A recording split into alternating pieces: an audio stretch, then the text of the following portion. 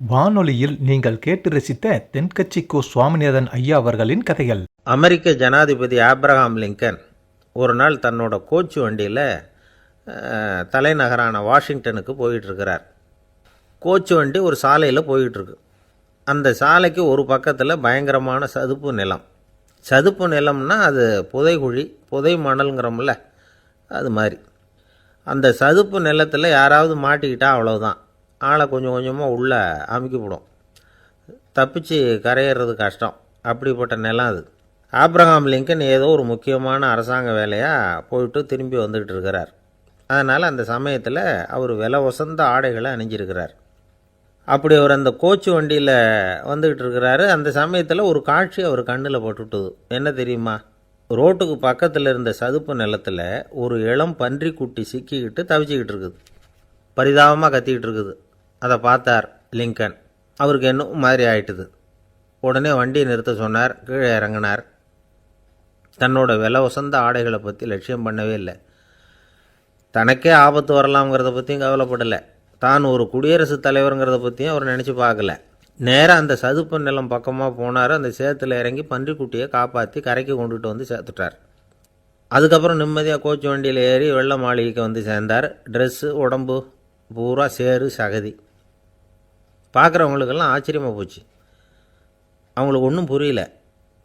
இவர் நேராக ட்ரெஸ்ஸு மாற்றிக்கிறதுக்காக போனார். கோச்சு வண்டி ஓட்டிகிட்டு வந்தவங்கிட்ட போய் எல்லோரும் கேட்டாங்க, என்ன ஆச்சு அப்படின்னு. அவர் வர்ற வழியில் நடந்த விவரத்தை சொன்னார். ஆப்ரஹாம் லிங்கனுடைய இந்த இறக்க குணத்தை எல்லாரும் பாராட்டினாங்களாம், புகழ்ந்தாங்களாம். ஆனால் இதுக்கு லிங்கன் என்ன பதில் சொன்னார் தெரியுமா? தயவு பண்ணி இந்த புகழ்ச்சியான பேச்சையெல்லாம் ஒதுக்குங்க, அதெல்லாம் வேணாம். அந்த சின்ன பிராணி சகதியில் மாட்டிக்கிட்டு துடிச்சிக்கிட்டு இருந்தது, அதை பார்த்தேன். உடனே என்னுடைய இதயத்தில் ஒரு முள் தைச்சது மாதிரி ஒரு உணர்வு. அந்த முள்ளை பிடுங்கி எறிஞ்சேன், அவ்வளவுதான். உண்மையில் அந்த பிராணிக்கு நான் உதவினேங்கிறத விட எனக்கு ஏற்பட்ட இன்னலை போக்கிக்கிட்டேன் அப்படிங்கிறது தான் உண்மை. அதுதான் பொருத்தம். அப்படி இருக்கிறப்போ இதில் புகழறதுக்கு என்ன இருக்குது அப்படின்னாராம் ஆப்ரஹாம் லிங்கன். எவ்வளவு யதார்த்தமான வார்த்தைகள் பாருங்கள். இந்த காலத்தில் நம்மளையும் பல பேர் அப்படி உண்டு. நீச்சல் தெரியாத ஒரு ஆள் தண்ணியில் இறங்கிட்டான். தண்ணி ஆழம்ங்கிறது அப்புறமா தான் தெரிஞ்சுது. தத்தளிக்க ஆரம்பிச்சுட்டான். வாழ்னு கத்துறான். கரையில் நின்றுக்கிட்டு இருந்த ஒருத்தர் இதை பார்த்தார். உடனே அவருக்கு இதயத்தில் முள் தைச்சது மாதிரி ஒரு உணர்வு. உடனே குபீர்னு தண்ணியில் பாய்ஞ்சார். அவரை காப்பாற்றி கரைக்கு கொண்டுட்டு வந்து சேர்த்தார். இதை பார்த்துக்கிட்டு இருந்த இன்னொருத்தர் காப்பாற்றின அந்த ஆளை பாராட்டி புகழ்ந்தார். என்ன புகழாதீங்க சார் அப்படின்னார் அவர். ஏன்னு கேட்டார் இவர். நான் அந்த ஆளை ஏன் காப்பாற்றினேன் தெரியுமா? அவன் நேற்றுக்கு என்கிட்ட 300 ரூபா கடன் வாங்கியிருக்கிறான். இவன் தண்ணியில் போட்டான்னா நான் கொடுத்த கடனும் தண்ணியில் போடும். அதனால தான் விழுந்து காப்பாற்றினேன் அப்படின்னா அந்த ஆள். சில பேரை இப்படி சொல்கிறது உண்டு. அடுத்தவங்களை அனுசரித்து நடந்துக்க தெரியல, அவன் என்ன சார் மனுஷன் அப்படிம்பாங்க. சக மனிதர்களோடு எப்படி பழகிறது அப்படின்னு தெரியாதனாலேயே பல பேர் இன்றைக்கி சங்கடப்பட்டுக்கிட்டு இருக்கிறாங்க. வசதி வாய்ப்பெல்லாம் சரியாக இருக்கும், ஆனால் வாழ்க்கை சரியாக இருக்காது. இன்னொருத்தர்கிட்ட எப்படி பேசுறது பழகிறதுங்கிறது தெரியாதனால தான் இந்த அவஸ்தை. சரி, இந்த அவஸ்தை இல்லாமல் வாழறது எப்படி? இதுக்கு அனுபவசாலிகள் சில வழிமுறைகளை சொல்கிறாங்க. அதெல்லாம் என்னென்னங்கிறத இப்போ தெரிஞ்சுக்குவோம். முதல்ல நம்ம நாக்கு நம்ம கண்ட்ரோலில் இருக்கணும். வார்த்தைகளை கொட்டிவிட்டு அதுக்கப்புறம் அள்ள முடியாமல் கடந்து கஷ்டப்படக்கூடாது. எப்படி பேசுகிறோங்கிறதும் முக்கியம். பேசுகிறப்ப எப்படி முகத்தை வச்சுருக்கிறோங்கிறதும் முக்கியம். அன்பாக பேசினாலும் நல்லாயிருக்கும். அப்படி பேசுகிறப்ப ஆதரவாக அவர் தோள் மேலே ஒரு கையை போட்டுக்கிட்டு பேசினா இன்னமும் நல்லாயிருக்கும். ரெண்டாவது விஷயம், இன்னொருத்தர்கிட்ட பேசுகிறப்போ வாக்குறுதிகளை அள்ளி வீசக்கூடாது. கொடுக்குற வாக்குறுதி குறைச்சலாக இருக்கணும். அப்படி கொடுத்த வாக்குறுதியை கண்டிப்பாக நிறைவேற்றணும். நாம் ஒருத்தரை பாராட்டுறோம் அல்லது அவரை பற்றி அபிப்பிராயம் சொல்கிறோம்னா அது ஆக்கப்பூர்வமாக இருக்கணும். நம்ம பாராட்டு அல்லது விமர்சனம் அடுத்தவருடைய முன்னேற்றத்துக்கு உதவுறது மாதிரி இருக்கணும். நாம் சொல்கிறத கேட்டுட்டு அவன் தலையில் கையை வச்சுட்டு உட்காந்துடக்கூடாது. எப்பவும் உற்சாகமாக இருக்கணும், முகம் மலர்ச்சியாக இருக்கணும். மனுஷன் இருந்தால் வருத்தம், கவலை, ஏமாற்றம் எல்லாம் இருக்க தான் செய்யும். அதெல்லாம் மனசில் இருக்கட்டும். அந்த வருத்தமும் கவலையும் ஏமாற்றமும் சேர்ந்துக்கிட்டு நம்ம முகத்தில் இருக்கிற மலர்ச்சியை மூடி மறைக்கிறதுக்கு நாம் இடம் கொடுத்துடக்கூடாது. எந்த விஷயத்தை பற்றி யாருக்கிட்ட பேசினாலும் வெளிப்படையாக பேசணும். திறந்த மனசோடு பேசணும். மூடி மறைச்சி முழுங்கிக்கிட்டு இருக்கக்கூடாது. இன்னொருத்தர்கிட்ட பேசுகிறப்போ விவாதம் பண்ணுங்க, அது தப்பு இல்லை. ஆனால் வாதாடிக்கிட்டு இருக்கக்கூடாது. அதாவது என்ன சொல்கிறாங்கன்னா, டிஸ்கஸ் பண்ணலாம், ஆர்கியூ பண்ணக்கூடாதான். நம்மக்கிட்ட இருக்கிற நல்ல குணங்களை நாம் எடுத்து சொல்லிகிட்டு இருக்கக்கூடாது. அந்த நல்ல குணங்களே நம்மளை பற்றி எடுத்து சொல்லணும். அது மாதிரி நடந்துக்கணும். அதே மாதிரி அடுத்தவங்க கிட்ட உள்ள கெட்ட குணங்களை பற்றி அவசியம் இல்லாமல் நாம் பேச வேண்டியதில்லை. உங்களை பற்றி யாராவது தப்பாக பேசுகிறாங்களா, அப்படி அவங்க பேசுகிறதுல உண்மை இல்லையா அப்படின்னா அதை நீங்கள் பொருட்படுத்த வேண்டியதில்லை, விட்டுடலாம். அது தானாக போயிடும். ஒரு 4-5 பேரோட பேசிக்கிட்டு இருந்தீங்கன்னா எல்லாருக்கும் முக்கியத்துவம் கொடுங்க. யாரையும் அலட்சியப்படுத்தாதீங்க. தமாஷா பேசலாம். ஆனால் அவங்க தமாஷ் அடுத்தவங்களை கேலி பண்ணுறதா இருக்கக்கூடாது. நமக்கு கிடைக்க வேண்டியது கிடைக்கலையே அப்படிங்கிற தவிப்பு நம்மக்கிட்ட இருக்கக்கூடாது. அது தேவையில்லை. உங்கள் செயல்பாடுகள் தெளிவாக இருக்கட்டும். பாராட்டு தானாக அவங்கள தேடிட்டு வரும். இன்னொரு மனுஷனுடைய மனசில் கௌரவமான ஒரு இடத்த பிடிக்கணும்னா நாம் இந்த குணத்தையெல்லாம் நம்மக்கிட்ட வளர்த்துக்கணும். இதெல்லாம் அனுபவசாலிகள் சொல்லியிருக்கிற குறிப்புகள். இந்த குறிப்புகளை சரியாக புரிஞ்சுக்கணும். அது முக்கியம். தப்பாக புரிஞ்சுக்கிட்டா என்ன ஆகும் தெரியுமா? இதை கேளுங்க. ஒருத்தர் வந்தார். சார், அடுத்தவங்க தோள் மேலே கையை போட்டுக்கிட்டு அன்பாக பேசணும்னு சொன்னீங்க. அப்படி தான் பேசினேன். அவர் முதுகை கூட தட்டி கொடுத்தேன். என் வேலை போயிட்டுது சார், வீட்டுக்கு அனுப்பிச்சிட்டாங்க அப்படின்னார். யாருக்கிட்ட அப்படி பேசுனீங்கன்னு கேட்டோம். என் முதலாளிகிட்ட சார் அப்படிங்கிறார் ரொம்ப சோகமாக. அந்த ஆள் என்னை கண்ணாப்புண்ணான்னு திட்டிவிட்டான் சார். அதை நினச்சா எனக்கு ரொம்ப வருத்தமாக இருக்குது அப்படின்னு சொல்லி கவலைப்பட்டார் ஒருத்தர். இதில் கவலைப்படுறதுக்கு என்ன இருக்குது அப்படின்னார் ஒரு பெரியவர். அவர் ஒரு மகான். என்ன சார் இப்படி சொல்கிறீங்க? ஒருத்தர் நம்ம பார்த்து திட்டுனா வருத்தமாக இருக்காதா அப்படின்னார். அது எப்படி வருத்தமாக இருக்கும்? திட்டுறதுங்கிறது என்ன? அது வெறும் சத்தம் தானே அப்படின்னார் அந்த பெரியவர். நம்ம ஆளுக்கு தலையை பிச்சுக்கலாம் போல் இருந்தது. இருக்காத அப்படின்னா நமக்கே அப்படி தானே தோணுது. அந்த பெரியவர் சொல்கிறது ரொம்ப பெரிய விஷயம். அதை நாம் புரிஞ்சிக்க முயற்சி பண்ணலாம்னா நடைமுறை வாழ்க்கைக்கு அது ஒத்து வர்றது மாதிரி தெரிய மாட்டேங்குது. இருந்தாலும் அந்த பெரியவர் அதுக்கு என்ன தான் விளக்கம் கொடுக்குறாருன்னு பார்ப்போமே. ஒரு ரயில் போயிட்டுருக்கு. அதில் ஒரு சாது போயிட்டுருக்கார். அந்த ரயில் அவர் ஹரித்வாரம் போயிட்டுருக்கார். அவர் ரயிலில் ஏகப்பட்ட கூட்டம். நம்ம ஊர் ரயில் கேட்க வேணும். டிக்கெட் வாங்கிட்டு கொஞ்சம் பேர், வாங்காத கொஞ்சம் பேர். அது என்னத்துக்கு அனாவசியமாக டிக்கெட் அப்படிங்கிற நினப்பில் பாதி பேர். இந்த கூட்டத்துக்கு மத்தியில் அந்த சாதுவும் போயிட்டுருக்கிறார். உட்கார்றதுக்காக இருந்த இடத்துல ஒரு ஆள் படுத்துருக்கிறான். கொஞ்சம் முரட்டு ஆசாமி. அவன் கால் பக்கத்தில் கொஞ்சோண்டு இடம் பாக்கி இருந்தது. அந்த இடத்துல இந்த சாது உட்காந்துருந்தார். மெதுவாக உட்காந்துக்கிட்டார் போய். ஆனால் அந்த ஆள் ராத்திரி பூரா இவரை காலால் உதச்சிக்கிட்டே இருக்கிறான். அது இவருக்கு ரொம்ப அவமானமாக பட்டுது. அதனால் துக்கம் ஏற்பட்டுது. இருந்தாலும் அதை ஒரு மாதிரியாக சகிச்சுக்கிட்டே இவர் சேர்ந்தார். பொழுது விடிஞ்சுது. அந்த சாது ஹரித்வார் சேர்ந்தார். அங்கே ஒரு பெரிய ஞானியை சந்தித்தார். ராத்திரி ரயிலில் அந்த ஆள் உதைச்சதையும் அதனால் தனக்கு ஏற்பட்ட துக்கத்தையும் இந்த சாது அந்த ஞானிகிட்ட சொன்னார். சொல்லிவிட்டு, ஏன் சுவாமி, எனக்கு துக்கம் ஏற்பட்டதே அது தப்பா அப்படின்னு கேட்டார். தவறு தான்னார் அந்த ஞானி. உனக்கு இன்னமும் தேக அபிமானம் போகலைங்கிறது தான் அது காட்டுது. அஷ்டாவக்ரர் என்ன சொல்கிறார் தெரியுமா? உண்மையான ஞானி யாராவது தன்னை வந்தனை செய்தால் அதற்காக சந்தோஷப்பட மாட்டார். யாராவது நிந்தனை செய்தால் அதற்காக வருத்தப்பட மாட்டார் அப்படின்னு சொல்கிறார். நிந்தனைங்கிறது ஒரு ஒலி தான். தேகாபிமானம் இருக்கிற வரைக்கும் இந்த ஒலி நம்மளை வேதனைப்படுத்தும். நான் தேகம் இல்லை, ஆத்மா அப்படிங்கிற நினைவு இருந்தால் இந்த ஒலி நம்மளை பாதிக்காது. மனு என்ன சொல்கிறார் தெரியுமா? ஒரு சாதகன் பாராட்டுதலை விஷம்னு நினச்சி பயப்படணும், அவமானத்தை அமிர்தம்னு நினச்சி சந்தோஷப்படணுங்கிறார். அவமானப்பட்டால் கவலைப்படாமல் எப்படி இருக்க முடியும் அப்படின்னு தான் நமக்கு தோணும்.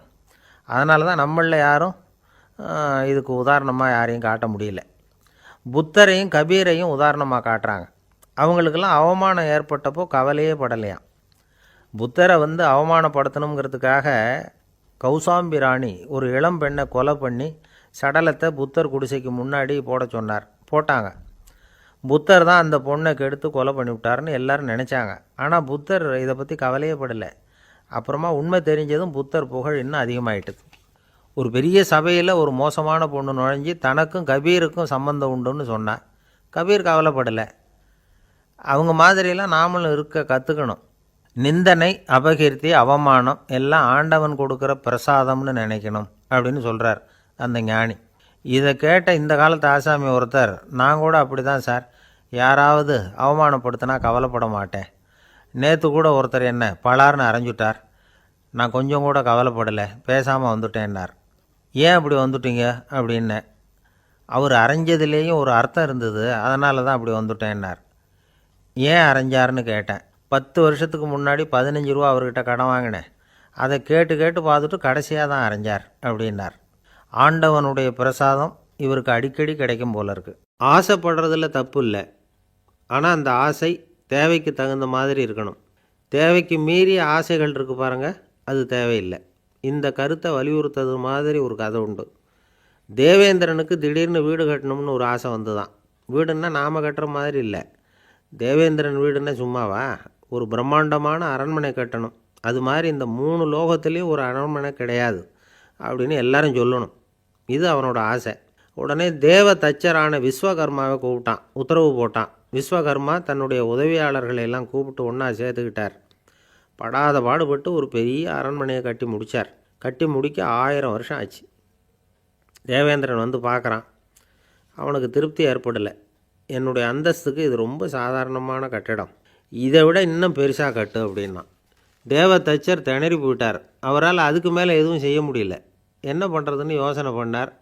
நேராக நாரதர் காலில் போய் விழுந்தார். நீங்கள் தான் என்னை இந்த பிரச்சனையிலேருந்து காப்பாற்றணும்னார். நாரதர் யோசனை பண்ணார். சரி கவலைப்படாதேன்னார். நேராக இந்திரன்கிட்ட போனார். இந்திரன் வந்து நாரதரை பார்த்த உடனே வாங்கன்னு கூட்டிகிட்டு போய் அரண்மனையை காட்டினான். இது மாதிரி ஒரு அரண்மனையை நீங்கள் வேறு எங்கேயாவது பார்த்துருக்குறீங்களா அப்படின்னு ரொம்ப பெருமையாக கேட்டான். நான் பார்த்ததில்லை, ஆனால் என்னை விட வயசில் மூத்தவர் மகரிஷி லோமேசர், அவர் ஒரு வேளை பார்த்துருக்கிறாரோ என்னமோ அப்படின்னார். உடனே அவரை மனசில் நினச்சி தியானம் பண்ணினார். அடுத்த கணம் லோமேசர் அங்கே வந்தார். இடையில் ஒரு சின்ன துண்டு, கையில் ஒரு கமண்டலம், தலையில் ஒரு பாய், அவ்வளவுதான் அவர்கிட்ட இருந்தது. எதுக்காக தலையில் எந்த பாய் அப்படின்னு கேட்டான் இந்திரன். என்ன மாதிரி அற்ப ஆயுள் உள்ள ஒரு ஜீவன் தனியாக வீடு கட்டிக்கிட்டு திண்டாடணுமா? இந்த பாய் தான் ஒரு வீடு மாதிரி எனக்கு நிழல் கொடுக்குது அப்படின்னார் அவர். என்னது, உங்களுக்கு வந்து அவ்வளவு கொஞ்சமான ஆயுளா அப்படின்னு ஆச்சரியத்தோடு கேட்டான் இந்திரன். ஆமாம், இதை பாரு, என்னுடைய மார்பில் ஒரு பொற்காசு அளவுக்கு ரோமம் உதிர்ந்துட்டுது. எப்போ என் உடம்புல உள்ள எல்லா ரோமமும் உதிர்ந்துருமோ அப்போ என்னுடைய ஆயுள் முடியும் அப்படின்னார். எப்போ அந்த ரோமங்கள் பூரா உதிரும்னு கேட்டான் இவன். ஒரு பிரம்மா மறைஞ்சதும் ஒரு ரோமம் உதிரும். என் உடம்புல உள்ள ரோமங்களின் எண்ணிக்கை எவ்வளவோ அவ்வளவு பிரம்மாக்கள் தோன்றி அவங்க ஆயுள் முடியும் பொழுது என் உடம்புல உள்ள ரோமங்கள் பூரா உதிரும் அப்படின்னார். அப்படின்னா ஒரு பிரம்மாவோட ஆயுள் எவ்வளவு காலம்னு கேட்டான். ஒரு பிரம்மாவுக்கு 100 தேவ வருஷம். ஒவ்வொரு தேவ வருஷத்துக்கும் 365 தேவ நாள். ஒவ்வொரு தேவ நாள்லேயும் ஒன்றை மாதிரி 14 இந்திரர்கள் தோன்றி மறைகிறாங்க அப்படின்னு மகரிஷி லோமேசர் சொல்கிறார். இதை கேட்டதும் இந்திரன் ஆடி போயிட்டான். அவ்வளவு ஆயுள் உள்ள இவரே அற்ப ஆயுள்னு சொல்கிறார். நான் என்னுடைய ஆயுளை பெருசாக நினச்சிக்கிட்டு பிரம்மாண்டமான அரண்மனை கட்டணும்னு ஆசைப்படுறேனே அப்படின்னு நினச்சான். எனக்கு வீடு கட்டின வரைக்கும் போதும்னு விட்டான். அதனால் நாமெல்லாம் நம்முடைய தேவைக்கு தகுந்த மாதிரி ஆசைப்படுறது தான் நியாயம். ஆனால் அப்படியே நடந்துக்கிறோம். மனுஷன் வந்து கடவுளையே ஏமாற்றி காசு வாங்கிறதுக்குள்ள ஆசைப்படுறான். ஒருத்தன் கடவுளை நினச்சி தவம் இருந்தான். கடவுள் நேரில் வந்தார். தேவலோகத்தில் ரூபாய்க்கெல்லாம் என்ன மதிப்புன்னு கேட்டான். அங்கெல்லாம் ரூபாய்ங்கிறது உங்கள் பணத்தில் 1 கோடி ரூபாய்க்கு சமம். அதாவது தேவலோகத்தில் 1 ரூபான்னா இங்கே 1 கோடி ரூபா. அது மாதிரி எங்களுக்கு ஒரு நாளுங்கிறது உங்கள் கணக்கில் 1 கோடி வருஷத்துக்கு சமம் அப்படின்னார் கடவுள். அப்படின்னா எனக்கு நீங்கள் அதிகமாக எதுவும் தர வேணாம், உங்கள் கணக்குப்படி ஒரே 1 ரூபா கொடுங்க, அது போதும்னா இவன் ரொம்ப சாமர்த்தியமாக. கடவுள் யோசனை பண்ணார். அது ஒன்றும் கஷ்டம் இல்லை, 1 ரூபா தானே கேட்குற, கொடுத்துட்றேன். ஆனால் இப்போ வரும்பொழுது நான் எடுத்துக்கிட்டு வரல, எங்கள் கணக்குப்படியே 1 நாள் பொறுத்துக்க பணத்தோடு வந்துடுறேன் அப்படின்னு சொல்லிவிட்டு பறந்து போயிட்டார். ஒரு ஆஃபீஸில் வேலை பார்க்குற ஒருத்தர் ஏதோ தப்பு பண்ணிவிட்டார். உடனே மேலதிகாரி அவரை கூப்பிட்டு அனுப்புனார். நீ செஞ்சது தப்புன்னார் கோபமாக. இது ஒரு ரகம். சில அதிகாரிகள் இப்படி நீங்கள் செஞ்சது தப்புன்னு சொல்கிறதில்ல, நீங்கள் செஞ்சது சரி அப்படின்னு சொல்கிறதில்ல. எப்படி சொல்லுவாங்கன்னா, நீங்கள் செஞ்சது வந்து சரியில்லைன்னு நான் நினைக்கிறேன் அப்படின்னு சொல்லுவாங்களாம்.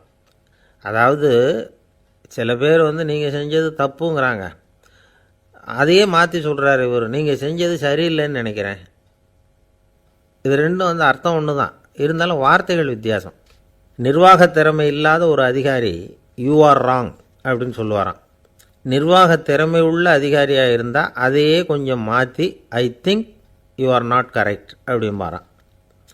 இதுதான் வித்தியாசம். இருந்தாலும் வார்த்தைகளை உபயோகப்படுத்துகிற விதத்தை வச்சு தான் வேலை நல்லா நடக்கிறதும் நடக்காததும் இருக்குது.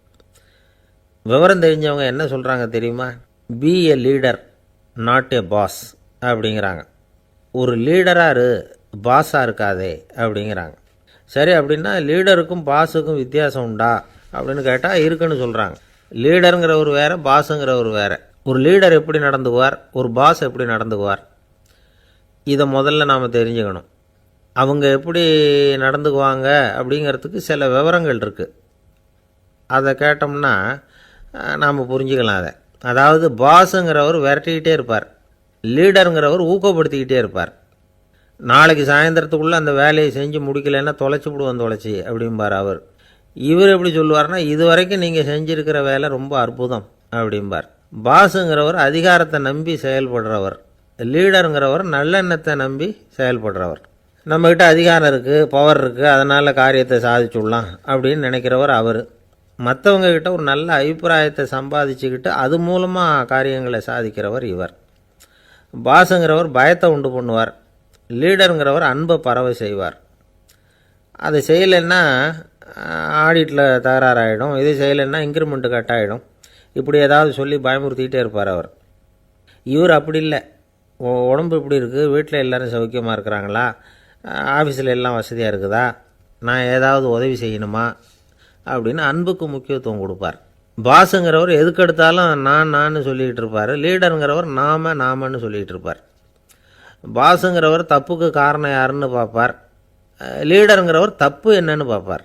இதுதான் ரெண்டு பேருக்கு வித்தியாசம். The boss shows who is wrong, the leader shows what is wrong அப்படின்னு சொல்லுவாங்க. இந்த காரியம் எப்படி செய்யப்பட்டிருக்கு அப்படின்னு தெரிஞ்சுக்கிறவர் பாஸ். இந்த காரியத்தை எப்படி செய்யணும்னு செஞ்சு காட்டுறவர் லீடர். பாஸுங்கிறவர் பணியாளர்களை திட்டுவார், லீடர் மரியாதைக்குரியவராக நடத்துவார், அதுக்குரியவராக அவர் நடந்துக்குவார். செய்கிற வேலையை ஒரு சுமையாக நினைக்க வைக்கிறவர் பாஸ், செய்கிற வேலையை ஒரு சந்தோஷமாக ஆக்கிறவர் லீடர். ஒரு முதலாளியாக இருக்கிறவர் அல்லது ஒரு நிர்வாகியாக இருக்கிறவர் இது மாதிரியான நுணுக்கங்களையெல்லாம் தெரிஞ்சு வச்சுக்கிறது நல்லது. ஒரு பாஸ் இருக்கார், அவர் ஒரு நாள் ரொம்ப பெருமையாக தன்னோட ஆஃபீஸை பற்றி பேசிக்கிட்டு இருந்தார். எனக்கு கீழே 200 பேர் வேலை செய்கிறாங்க சார், நான் ஒரு கோடு கிழிச்சா அவங்க அதை தாண்டாத அளவுக்கு நான் நடந்துக்கிறேன் சார் அப்படின்னார் அவர். அது எப்படி முடியுது உங்களால் அப்படின்னு கேட்டோம். நான் கோடே கிழிக்கிறதில்ல சார் அப்படின்னார். ஊருக்கு வெளியில் அமைதியான ஒரு இடம், அங்கே ஒரு ஆசிரமம், அங்கே ஒரு சாமியார், அவர் தினமும் நல்ல போதனைகள்லாம் செய்வார். பல பேர் போய் அங்கேயே சில நாள் தங்கி இருந்து அவர் சொல்கிற அறிவுரைகளை எல்லாம் கேட்டுக்கிட்டு வர்றது வழக்கம். ஒரு தடவை அவரை பார்த்துட்டு போகிறதுக்காக 3 வெளியூர் தம்பதிகள் வந்தாங்களாம். அந்த மடத்திலேயே சாப்பிட்டுக்கிட்டு தங்கியிருந்து அவங்களுடைய போதனைகளை கேட்டுக்கிட்டு போகணுங்கிறது அவங்க நோக்கம். காலையில் குளிச்சுட்டு பூஜையில் உட்காந்தார் அந்த சுவாமி. இவங்களும் குளிச்சுட்டு அந்த பூஜையை பார்க்குறதுக்காக அவர் முன்னாடி உட்காந்தாங்க. பூஜை ஆரம்பமாச்சு. சம்பிரதாயப்படி அது ரொம்ப நேரம் நடந்துக்கிட்டே இருக்குது. இவங்களுக்கு நல்ல பசி இருந்தாலும் இந்த நேரத்தில் அதை எப்படி வெளியில் காட்டிக்கிறது? பேசாமல் இருந்தாங்க. அந்த சுவாமி பூஜையை முடித்தார். அதுக்கப்புறம் பேச ஆரம்பித்தார். பேச்சு அருமையாக தான் இருந்தது, அமிர்தமாக தான் இருந்தது. இருந்தாலும் இவங்களுக்கு இருக்கிற வயிற்று பசி அது சரியாக கவனிக்க விடலை. அந்த சுவாமியே இதை கவனித்ததா தெரியல. இவங்களுக்கு மனசுக்குள்ளே ஒரு எண்ணம், உள்ளே சாப்பாடு தயாராகிட்டு இருக்கும் போல இருக்குது, இந்த பேச்சு முடிஞ்சது நம்மளை உள்ளே அழைச்சிட்டு போய் சாப்பாடு போடுவாங்கன்னு நினைக்கிறோம் அப்படின்னு இவங்களாம் நினச்சிக்கிட்டாங்க. ஆனால் சுவாமி இதை பற்றி எதுவுமே பேசலை, கண்டுக்கலை. ஒரு அம்மாவால் அதுக்கு மேலே சும்மா இருக்க முடியுமா? முடியல. சாப்பாட்டை கவனிக்கலாமா அப்படின்னு சொல்லி மெதுவாக ஆரம்பித்தாங்க. கவனிக்கலாமே அப்படின்னு உள்ளே அழைச்சிட்டு போனார் சுவாமி. இவங்க ரொம்ப அவசரமாக எழுந்திரிச்சு உள்ளே ஓடினாங்க. அங்கே ஒரு மேஜை மேலே ஒரு கிண்ணம் மூடி இருந்தது. இதுதான் சாப்பாட்டு மேஜை போல இருக்குது, இங்கே சாப்பாடு வந்துடும் அப்படின்னு நினச்சாங்க. உடனே போய் சுற்றி உட்காந்துக்கிட்டாங்க. சுவாமி அந்த கிண்ணத்தை எடுத்து அந்த அம்மா கிட்ட கொடுத்தார். அவங்க அதை வாங்கி மூடியை திறந்து பார்க்குறாங்க. உள்ளே ஒரு சாவி இருக்குது. சரிதான், இது சமையலறை சாவி போல் இருக்குது, அங்கே போய் அதை திறந்து சாப்பாட்டை நாமே எடுத்துக்கிட்டு வந்து இங்கே வச்சுக்கிட்டு சாப்பிட்ணும் போல இருக்குது அப்படின்னு நினச்சாங்க. சாவி இருக்கு இல்லையா, வாங்க பூட்டு நிறையா காட்டுறேன் அப்படின்னு சுவாமி அவங்கள அழைச்சிட்டு போனார், காட்டினார். இவங்க அந்த அறையை ரொம்ப ஆவலோடு திறந்தாங்க. உள்ளே பார்த்தா அங்கே அரிசி, பருப்பு, விதவிதமான காய்கறி எல்லாம் இருக்குது. சமையலுக்கு வேண்டிய மிளகாய், எண்ணெய், பால், தயிர், நெய் இப்படி எல்லாமே இருக்குது. அடுப்பு, விறகு, நெருப்பு போட்டி அது கூட அங்கே இருக்குது. சாப்பாடு தயாராக இருக்கும்னு நினச்சிக்கிட்டு போனால் இப்படி இருக்குதே அப்படின்னு சொல்லி அதை பார்த்ததும் ரொம்ப சோர்ந்து போட்டாங்க அவங்க. சுவாமி, என்ன இது சாப்பாடு இல்லையா அப்படின்னாங்க. அதுதான் சாப்பாட்டுக்கு வேண்டிய எல்லாம் இங்கே இருக்குதே. அடுப்பு மூட்டி நீங்கள் தான் அவங்கவுங்க ருசிக்கு தகுந்த மாதிரி சமைச்சிக்கணும். இந்த சன்னியாசிக்கு எப்படி சமைக்க தெரியும் அப்படின்னு கேட்டார் சுவாமி. சாப்பாடு தயாராக இருக்கும்னு நாங்கள் எதிர்பார்த்தோம் அப்படின்னாங்க. நீங்கள் இப்படி சொல்லுவீங்கன்னு நானும் எதிர்பார்த்தேன். இது வரைக்கும் நான் எவ்வளவோ தத்துவம்லாம் எடுத்து சொன்னேன். எல்லாத்தையும் விட இதுதான் அனுபவபூர்வமான தத்துவம். ஆண்டவன் நமக்கு நல்ல மனசை கொடுத்துருக்குறான், நல்ல வாய்ப்புகளையும் தந்திருக்கிறான், அதையெல்லாம் பயன்படுத்திக்கக்கூடிய மூளையையும் சிந்தனையையும் கொடுத்துருக்குறான். அதனால் அடுப்பை தான் நீங்கள் மூட்டணும். அடுப்பை நீங்கள் தான் மூட்டணும். உங்களுக்கு உகந்ததை நீங்கள் தான் சமைச்சு ருசித்து அனுபவிக்கணும். ஆண்டவனே அதை செஞ்சிகிட்டு இருக்க மாட்டான் அப்படின்னாராம் அந்த சுவாமி. நம்முடைய வாழ்க்கையில் பல நல்ல பலன்களை பெறுறதுக்கு நாம் தான் முயற்சி பண்ணணும். அதுக்குரிய சூழ்நிலையை தான் ஆண்டவன் கொடுப்பானே தவிர அதை விளக்கிறதுக்காக தான் அந்த சுவாமி அப்படி செஞ்சு காட்டியிருக்கிறார். இது ஒரு பெரியவர் இப்படி ஒரு விளக்கம் கொடுத்தார். அதுக்கப்புறம் அந்த 3 தம்பதிகளும் தெளிவடைஞ்சுட்டாங்களாம். நாம் தெளிவடைகிறது எப்போங்கிறது தான் தெரியல அப்படின்னு பல பேர் இதை கேட்டுட்டு சொல்லிகிட்டு இருக்கிறாங்க. இந்த கதையை நம்முடைய நண்பர் ஒருத்தர்கிட்ட சொன்னேன்.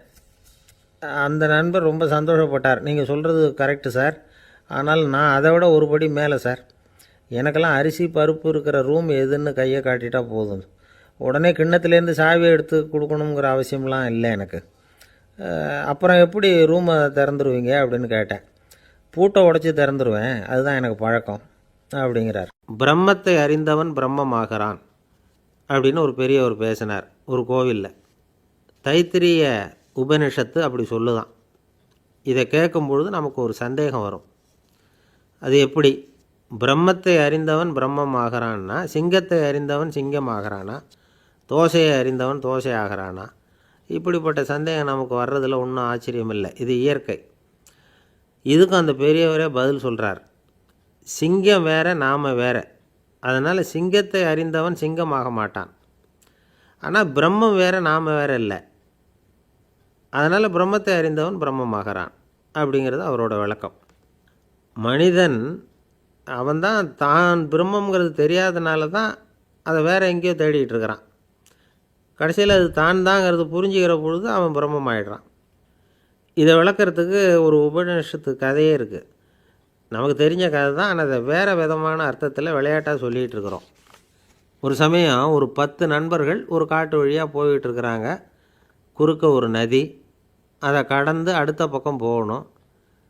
எல்லோரும் ஒரு வழியாக கடந்து அடுத்த கரைக்கு போய் சேர்ந்துட்டாங்க.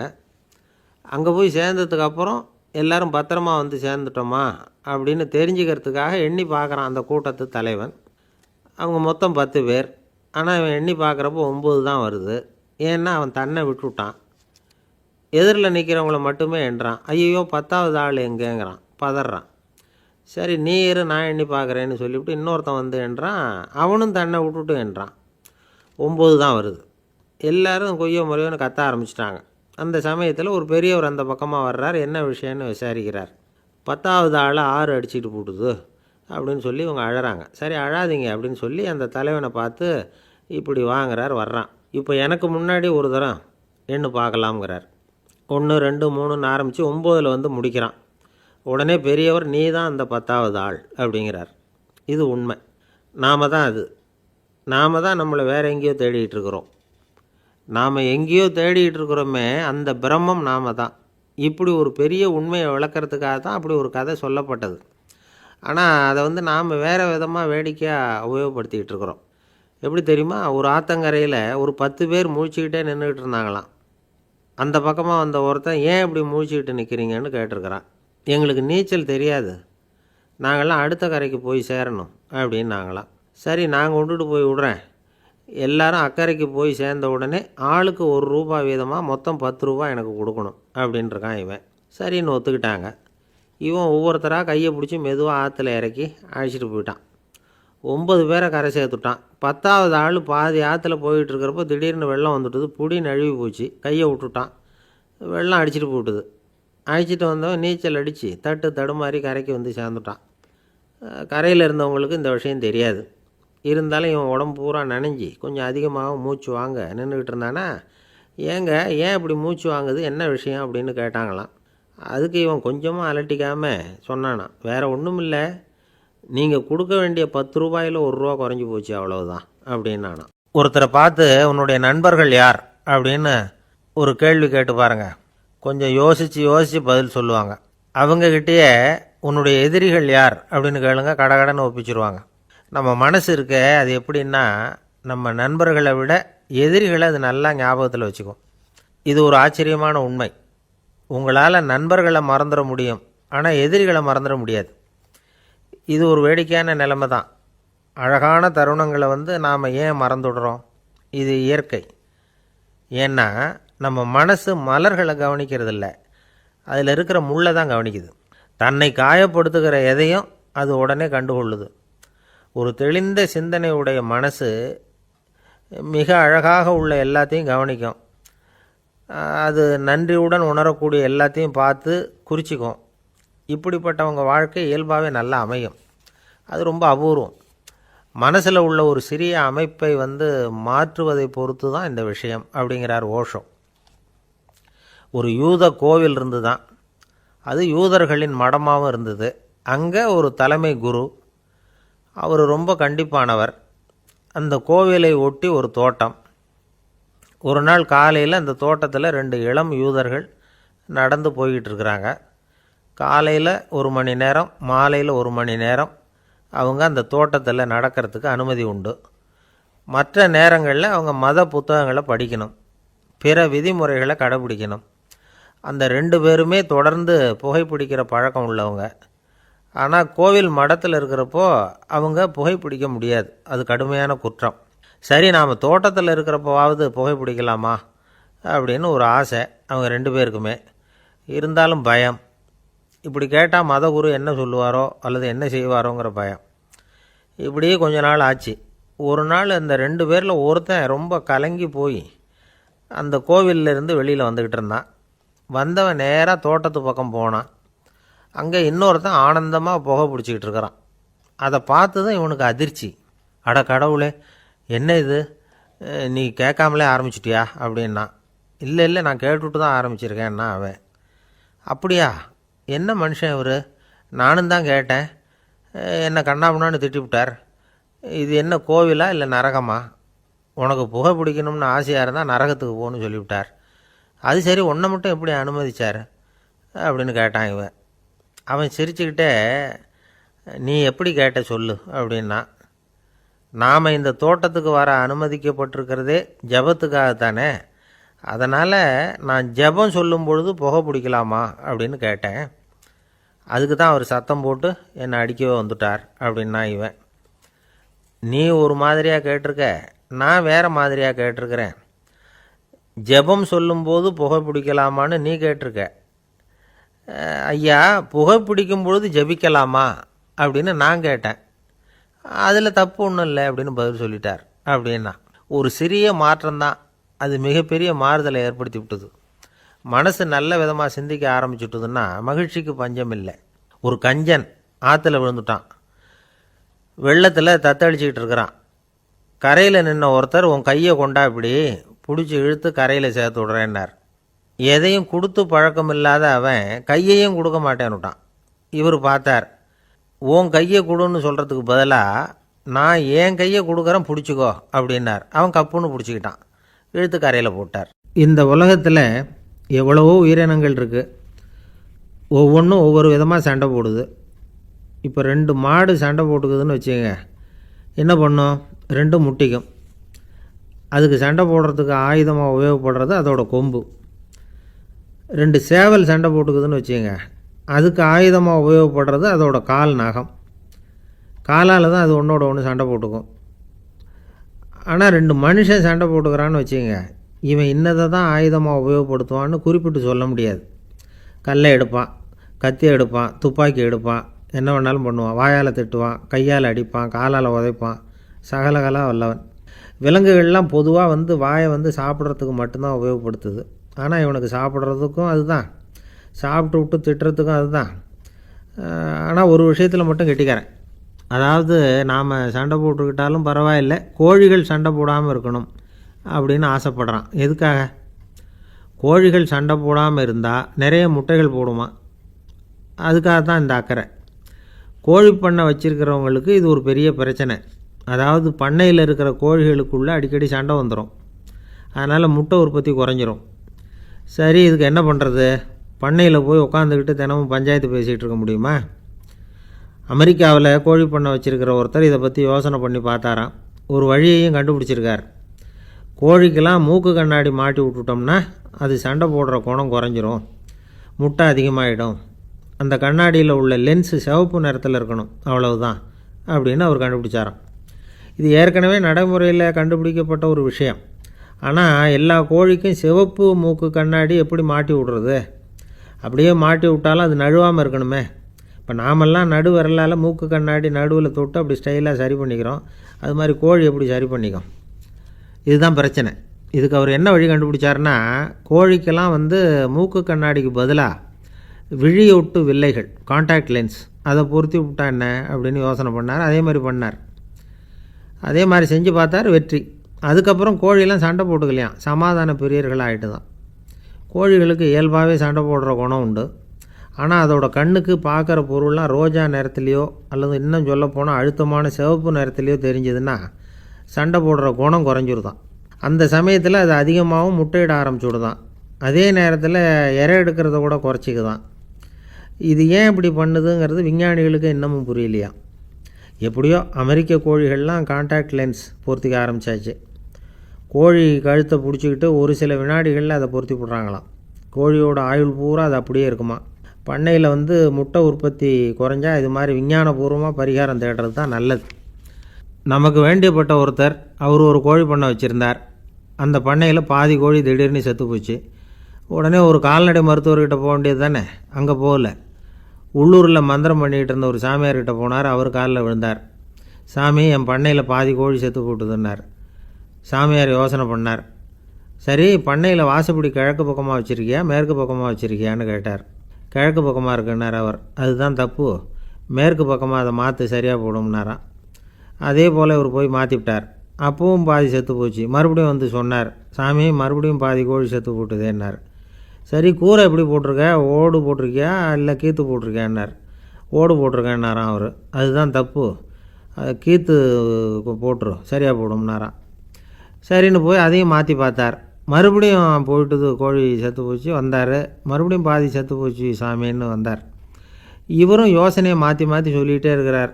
இப்படி அவரும் மாற்றி மாற்றி பார்த்தார். 6வது தடவையாக அவரை தேடிட்டு வந்தார்.